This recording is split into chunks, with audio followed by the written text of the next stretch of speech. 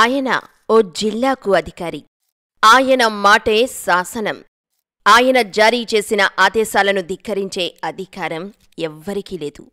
అటువంటి ఓ ఉన్నతాధికారి ఓ నిండు సభలో కంటనీరు పెట్టిన సంఘటన కాకినాడ జిల్లా ప్రధాన కేంద్రంలో చోటుచేసుకుంది. వివరాల్లోకి వెళితే కాకినాడ జిల్లా ప్రధాన కేంద్రమైన కాకినాడ పట్టణంలోని అంబేద్కర్ భవన్లో బాలల హక్కుల వారోత్సవ కార్యక్రమం జరుగుతోంది. ఈ కార్యక్రమానికి జిల్లా కలెక్టర్ షణ్మోహన్ సగిలి ముఖ్య అతిథిగా విచ్చేశారు. సభ ప్రాంగణమంతా చిన్నారులతో కిక్కిరిసిపోయింది. అభం శుభం తెలియని ఆ చిన్నారులందరినీ చూసిన జిల్లా కలెక్టర్ షణ్మోహన్ తన ప్రసంగంలో ప్రస్తుత ప్రపంచంలో చిన్నారులపై జరుగుతున్న అకృత్యాలపై సుదీర్ఘంగా మాట్లాడారు. భావోద్వేగమైన ప్రసంగాన్ని చేశారు. అన్ని రంగాల్లో అభివృద్ధి చెందినా నైతికత విషయంలో రోజురోజుకీ దిగజారిపోతున్నాం. కారణం మన అత్యాచార భారతం. నాగరికతకు నిదర్శనంగా చెప్పుకునే భారతదేశంలో బాలికల ఆక్రందనలు ఆగటం లేదు. బాలికలపై అత్యాచార పర్వాలు కొనసాగుతూనే ఉన్నాయి.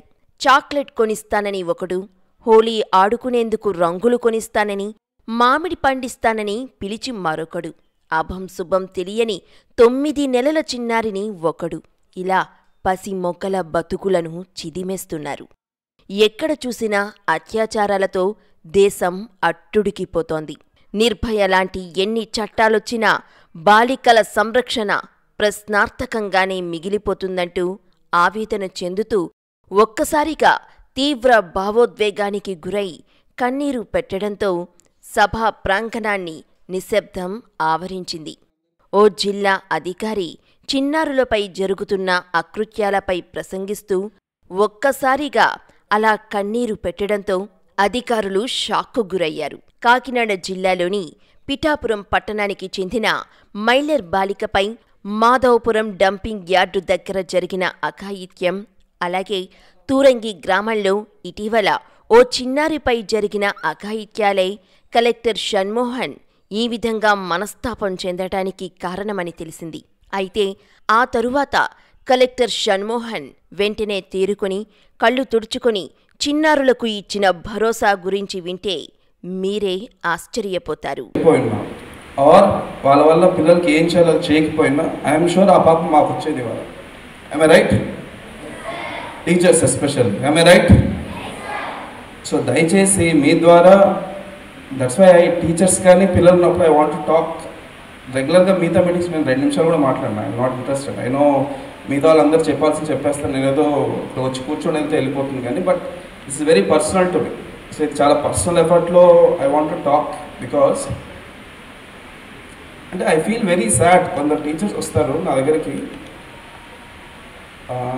మేబీ ఒక 10 కిలోమీటర్లు 12 కిలోమీటర్లు ఉంటుందేమో ఇంటి నుంచి,